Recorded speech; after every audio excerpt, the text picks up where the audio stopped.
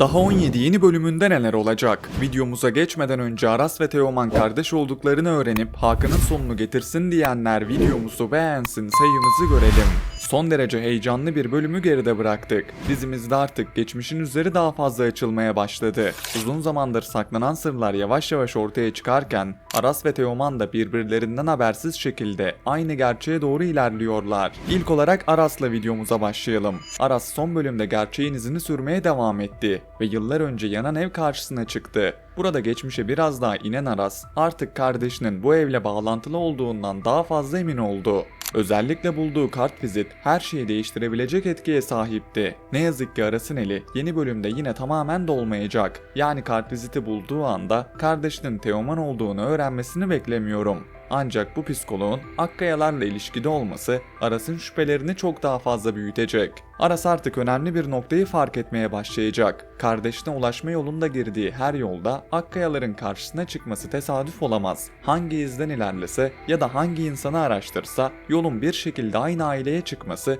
onun dikkatinden kaçmayacak. Bu yüzden Aras'ın aklına aradığı cevabın doğrudan Akkaya ailesinin içinde olabileceği fikri yerleşecek. Bundan sonra Aras'ın Akkayaların peşine daha ciddi şekilde düştüğünü görebiliriz. Kardeşlik sırrı bir süre daha ortaya çıkmayacak. Aras bir süre daha gerçeklerden bir haber olacak. Ancak artık eskisi kadar karanlıkta yürümeyecek. Burada asıl önemli nokta Aras'ın artık Akkaya ailesine daha dikkatli bakacak olması. Çünkü Aras bu ailenin geçmişini araştırmaya başladığı anda Hakan'ın yıllardır saklamaya çalıştığı sırlarda tehlikeye girecek. Aras gerçeğe yaklaştıkça Hakan daha fazla panik olacak ve Hakan panik oldukça hata yapmaya başlayacak. Teoman cephesinde bizleri neler bekliyor? Teoman son bölümde oldukça zor anlar yaşadı. Psikolojisi iyice bozulan Teoman'ı Hakan ve Şebnem ne kadar sakinleştirmeye çalışsalar da artık Teoman bir şeylerden ciddi anlamda şüpheleniyor. Bu yüzden gerçekleri çözene kadar bu durumun peşini bırakacağını düşünmüyorum. Hakan ve Şebnem ise Teoman'ı bu gerçekten uzak tutmak için ellerinden geleni yapacaklar. Ancak bu kez başarılı olmaları zor. Çünkü Teoman artık sadece bir şeylerin yanlış olduğunu hissetmiyor. Kendi hayatıyla ilgili ona anlatılanların doğru olmayabileceğini de düşünmeye başladı.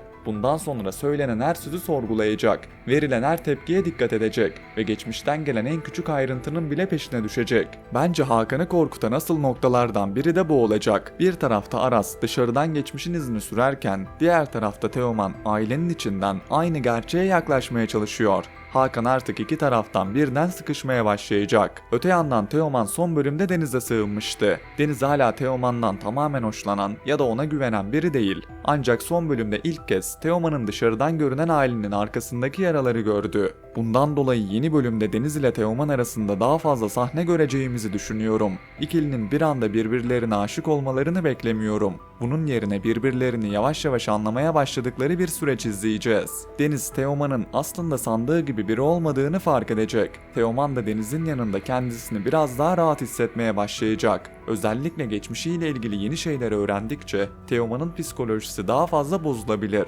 ve böyle anlarda yanında yine Deniz'i görebiliriz. Hemen büyük bir aşk görmemiz zor. Ancak birbirlerine güvenmeye başladıkları, daha fazla konuşup daha fazla yakınlaştıkları sahneler izleyebiliriz. Peki Hakan'ı neler bekliyor? Son bölümde diziye katılan mafya karakteri Hakan'ı bir hayli zorlayacak gibi duruyor. Hakan bugüne kadar kendisini güçlü gösterdi. Ancak bu yeni karakter Hakan'ın alışık olduğu düzeni bozabilir.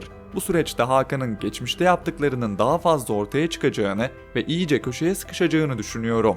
Burada Hakan'ın geçmişinin karanlık olduğunu ve Aras ile Teoman'ın ailesine ne yaptığını biliyoruz. Ancak bunun dışında bu serveti nasıl büyüttüğü, kimlere zarar verdiği ya da kimlerden destek aldığı da bir ortaya çıkabilir. Mafya karakterinin hikayeye girmesi de bunun işareti olabilir. Hakan bir taraftan Aras ve Teoman'ın gerçeğe yaklaşmasını engellemeye çalışırken, diğer taraftan geçmişinden gelen bu tehditle uğraşmak zorunda kalacak. Bu da onun kontrolünü kaybetmesine ve daha fazla hata yapmasına neden olabilir. Öte yandan bu süreçte mafya Hakan'a zarar vermek adına Leyla'yı kaçırabilir ve böyle bir gelişme Hakan kadar Aras'a da korku salar. Aras Leyla'yı seviyor. Ancak kardeşine ulaşmadan bu ilişkiye tamamen kendisine bırakmak istemiyor. Bu yüzden zaman zaman Leyla'dan uzak durmaya çalışıyor. Ancak Leyla ciddi bir tehlikenin içine girdiğinde Aras'ın onu yalnız bırakması mümkün değil. Leyla'nın kaçırılması gibi bir gelişme yaşanırsa Aras onu kurtarmak için her şeyi göze alacaktır. Bu durumda Aras ile Leyla arasındaki ilişkiyi daha güçlü bir noktaya taşıyabilir. Leyla'nın çocukluktan arkadaşı Doğukan ise bir önceki bölümde diziye dahil oldu ve son bölümde Aras bu ikiliyi bir arada gördü. Aras bu durumdan etkilense de Doğukan ve Leyla arasında bir aşk göreceğimizi düşünmüyorum. Çünkü Leyla da Aras'ı seviyor ve kalbinin kimde olduğu belli.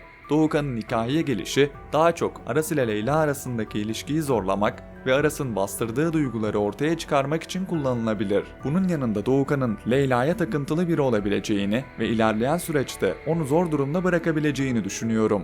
Leyla'nın Aras'a olan yakınlığını gördükçe Doğukan'ın tavırları daha da değişebilir. Böyle bir durumda Leyla'nın zor durumda kalacağı bir süreçte Aras yeniden onun yanında olacak ve onu korumaya çalışacaktır. Bu da ikilinin arasındaki ilişkiyi giderek büyütür. Bundan dolayı Doğukan'ın Aras ile Leyla'yı ayırmaktan çok sonunda onları birbirlerine daha fazla yaklaştıracağını düşünüyorum. Bunun yanında artık Leyla'nın da olaylara daha fazla dahil olması gerekiyor. Yanı başında kendi ailesinin içinde bu kadar büyük olaylar yaşanıyor. Ancak Leyla hala birçok şeyden habersiz. Buna rağmen hiçbir şeyden şüphelenmemesi zaman zaman izleyicileri de zorluyor. Bundan dolayı artık olayların içinde daha aktif, daha fazla soru soran ve ailesinde yaşananları sorgulayan bir Leyla görmek istiyoruz. Belki sırrın ortaya çıkmasında Leyla'nın önemli bir katkısı olabilir. Hakan ve Şebnem Aras'tan bazı şeyleri saklayabilir. Teoman'ın aklını karıştırmaya çalışabilirler. Ancak Leyla'nın kendi evinde yapacağı araştırmaları fark etmeleri daha zor olabilir. Leyla tesadüfen bir konuşma duyabilir, geçmişe ait bir belgeyle karşılaşabilir ya da Hakan'ın verdiği bir tepki yüzünden olayların üzerine gitmeye başlayabilir. Böylece Leyla da yavaş yavaş gerçeğin içine çekilir. Aras dışarıdan Akkayaların geçmişini araştırırken Teoman kendi kimliğinin peşine düşer. Leyla ise ailesinin içinde saklanan sırları çözmeye başlar. Hakan için asıl tehlike de burada oluşur. Leyla'nın burada göstereceği şüphe bile Hakan açısından büyük bir sorun oluşturabilir. Çünkü bugüne kadar Leyla yaşananların dışında kaldığı için Hakan onun yanında daha rahat hareket edebildi. Fakat Leyla soru sormaya başladığında evin içinde saklanan şeyleri kontrol etmek çok daha zor hale gelecek. Özellikle Aras'ın bazı davranışlarını anlamlandırmaya çalışması onu istemeden de olsa geçmişin izlerine götürebilir.